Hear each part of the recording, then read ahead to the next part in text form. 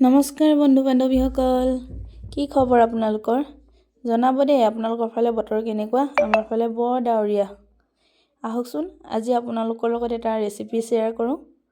কিহৰনো recipe চাওক আপোনালোকেও। এয়া নাৰিকল, আদা, নহৰু, জলকীয়া, তিল লৈ লৈছোঁ। কিহৰ হ'ব আৰু চাটনিৰ ৰেচিপি আকৌ।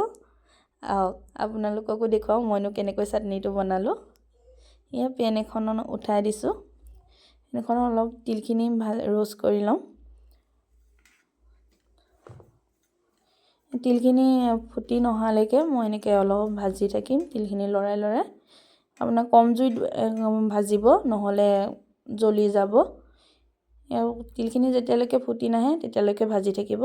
এয়া মই জলকীয়া, আদা, নহৰুখিনি অকণমান গৰম কৰি ল'ম। গৰম হৈ অহাৰ পিছত মই নমাই ৰাখিলোঁ।